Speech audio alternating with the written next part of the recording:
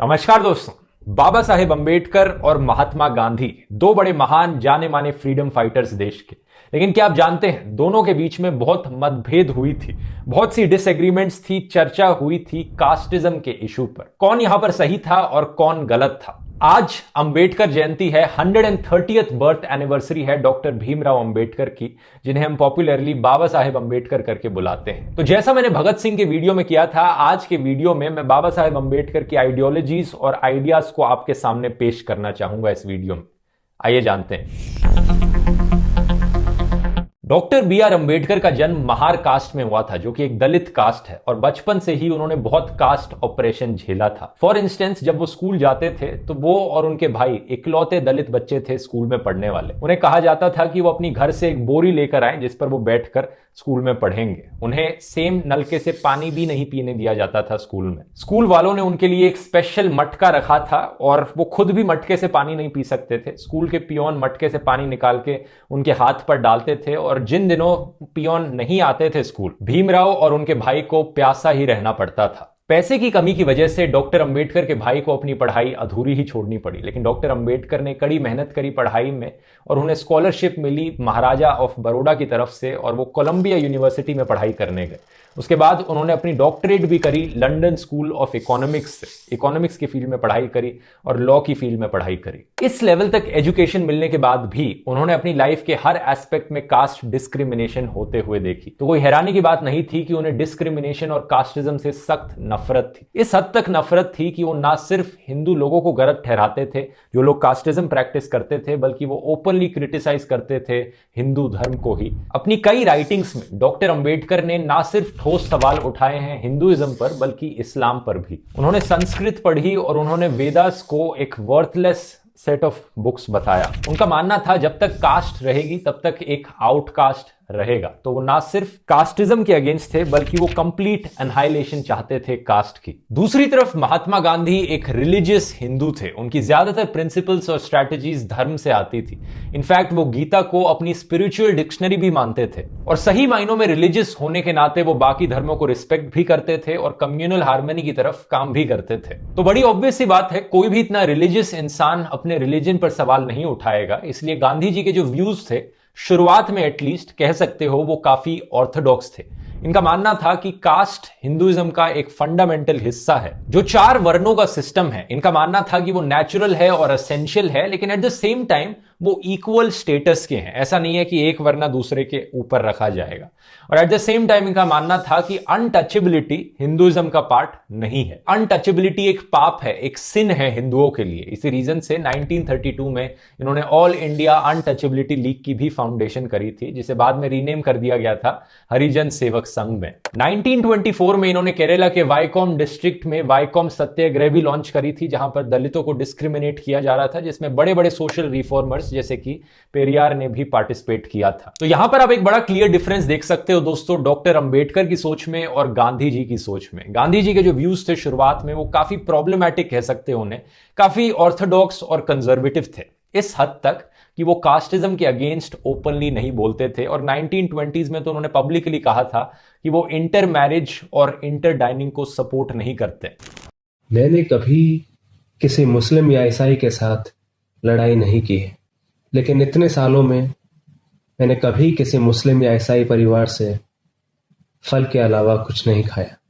इत्तेफाक की बात थी कि गांधी जी के बेटे मनीलाल को एक मुस्लिम लड़की फातिमा से प्यार हो गया, और गांधी जी इनकी शादी के सख्त अगेंस्ट थे, इनकी शादी को होने नहीं दिया। लेकिन 1927 में एक बार फिर से उनके दूसरे बेटे देवदास एक लक्ष्मी नाम की लड़की से शादी करना चाहते थे, और गांधी जी इसके भी अगेंस्ट थे, क्योंकि वो सेम कास्ट से बिलोंग नहीं करती थी। बनिया ब्राह्मण की शादी गांधी जी सपोर्ट नहीं करना चाहते थे। लेकिन ये बात सफेद झूठ होगी अगर आगे की कहानी मैं आपको ना बताऊं तो, क्योंकि वक्त के साथ साथ गांधी जी की जो सोच थी वो और प्रोग्रेसिव बनती चली गई। 1932 में इन्होंने अपनी राय बदल ली इंटरकास्ट मैरिजेस के बारे में। गांधी जी ने माना कि वो पहले गलत थे। उन्होंने कहा कि जो इंटरकास्ट मैरिज पर रिस्ट्रिक्शंस हैं वो एक्चुअली में हिंदू सोसाइटी को और कमजोर बनाने लग रही हैं।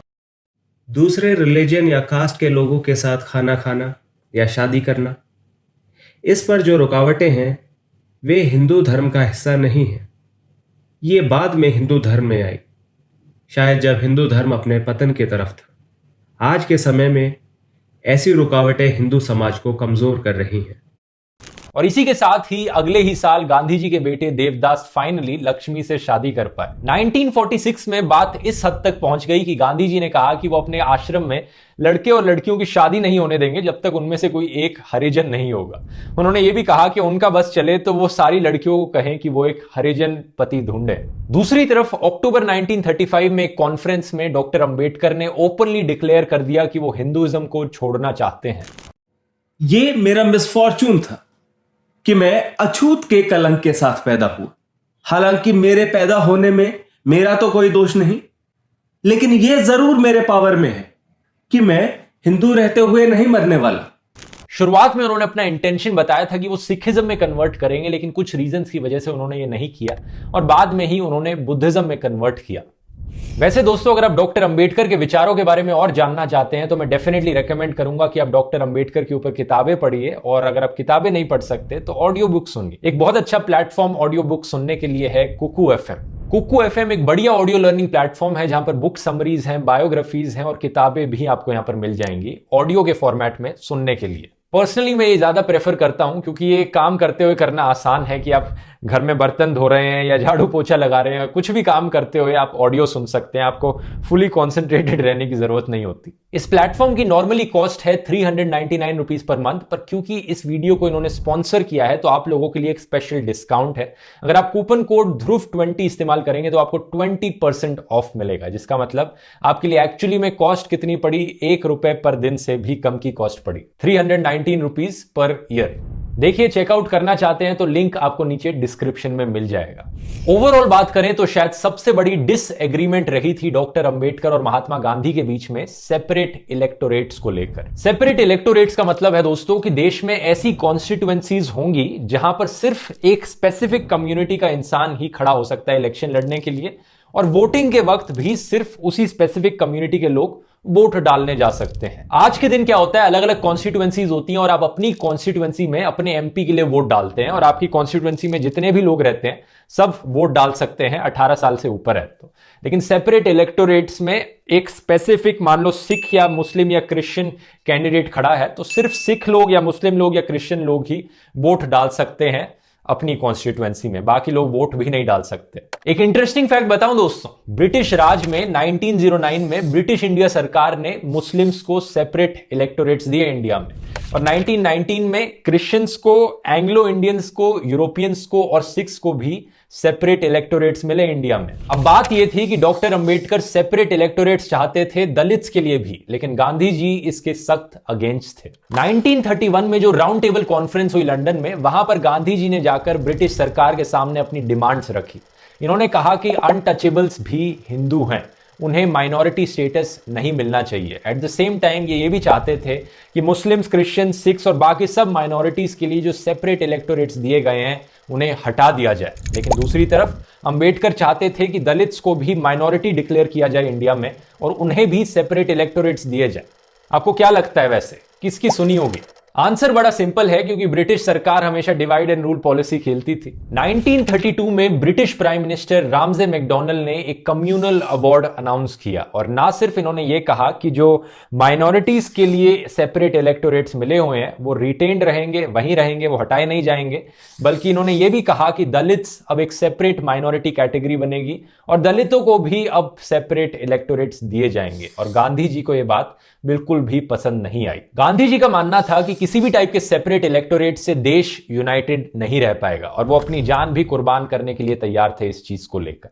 इसीलिए गांधी जी बैठ गए एक फास्ट पर अनटू डेथ। डॉक्टर अंबेडकर पर बहुत प्रेशर था इस चीज को लेकर। एक तरफ वो अपनी मनवाना चाहते थे, लेकिन दूसरी तरफ वो देख रहे थे कि अगर गांधी जी को सही में कुछ हो जाता है तो इससे दलितों की इमेज भी खराब हो सकती है। तो डॉक्टर अंबेडकर और महात्मा गांधी ने एक हिस्टोरिक समझौता किया यहां पर, जिसका नाम है पूना पैक्ट। आपने स्कूल की किताबों में पढ़ा ही होगा। डॉक्टर अंबेडकर और गांधी जी ने एक कॉम्प्रोमाइज किया, दोनों अपनी पोजीशन से एक स्टेप नीचे उतरे और ज्वाइंट इलेक्टोरेट्स करने का फैसला किया। ज्वाइंट इलेक्टोरेट्स क्या है? बेसिकली ऐसी कॉन्स्टिट्यूएंसीज जहां पर जो इलेक्टेड पॉलिटिशियन होगा वो एक स्पेसिफिक माइनॉरिटी कम्युनिटी से बिलोंग करेगा, लेकिन जब वोट डालने की बात आएगी तो सारे लोग, जो सारे वोटर्स उस कॉन्स्टिट्यूएंसी में रहते हैं, वो सब वोट डाल सकते हैं। ऐसा नहीं होगा कि सिर्फ एक कम्युनिटी ही वोट डाल सकती है। डॉक्टर अंबेडकर ने गांधी जी को कन्विंस किया अपनी डिमांड्स को लेकर। उन्हें चिंता थी कि अगर जॉइंट इलेक्टोरेट्स होंगे तो वो जो मेजॉरिटी कम्युनिटी है वो अपना कोई एक पपिट दलित कैंडिडेट खड़ा कर देगी उसे जिताने के लिए। तो इस प्रॉब्लम को अवॉइड करने के लिए गांधी जी और डॉक्टर अंबेडकर दोनों ने कहा कि हम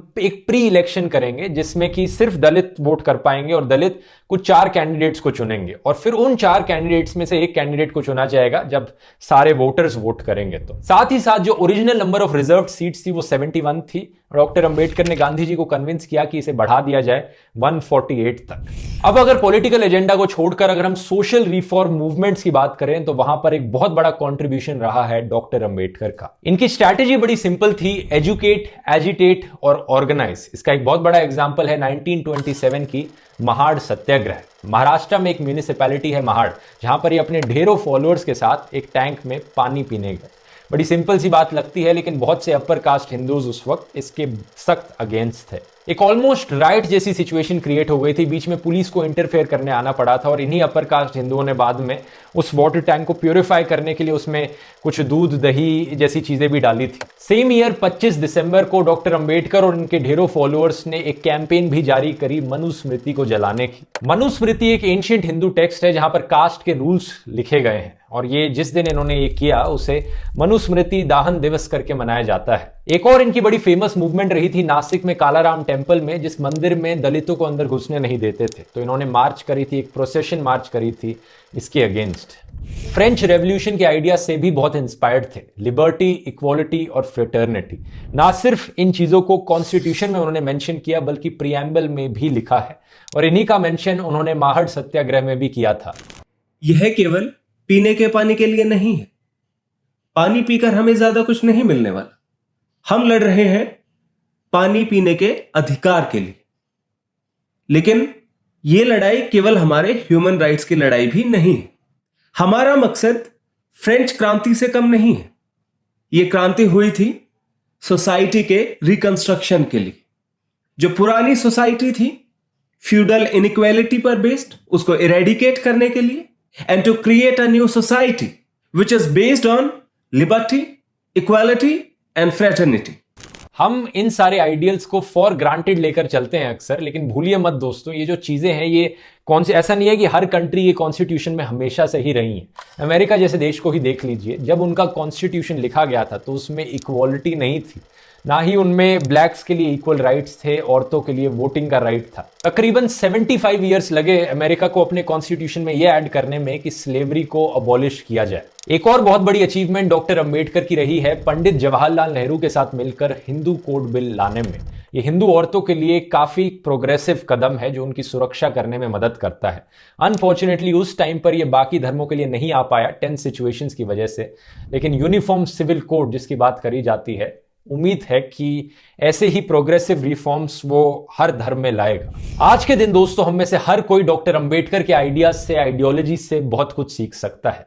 अगर हम उन्हें सही मायने में ट्रिब्यूट देना चाहते हैं तो हमें ये लिबर्टी, इक्वालिटी और फ्रेटर्निटी की प्रिंसिपल्स ग्राउंड पर सही मायनों में इंप्लीमेंट करनी पड़ेंगी, क्योंकि हम सब जानते हैं कि ग्राउंड पर ये आज के दिन भी नहीं दिखती हैं हमें। हम सब जानते हैं कि आज के दिन भी कास्टिज्म कितना ज्यादा देखने को मिलता है और इंटर कास्ट और इंटर रिलीजियस मैरिजेस से लोग आज के दिन भी कितना दूर भागते हैं। ये तो एक ऐसी चीज है जिस पर गांधी जी और डॉक्टर अंबेडकर फाइनली एक दूसरे से एग्री करते थे कि हमें सोसाइटी को और यूनाइटेड बनाना है, देश को और यूनाइटेड बनाना है, तो हमें inter caste marriages, inter religious marriages को प्रमोट करना पड़ेगा। उम्मीद करता हूं आपको ये वीडियो इन्फॉर्मेटिव लगा होगा। पसंद आए वीडियो को शेयर कीजिए और आप अपनी राय नीचे कॉमेंट्स में लिखकर बताइए। मिलते हैं अगले वीडियो में। बहुत बहुत धन्यवाद।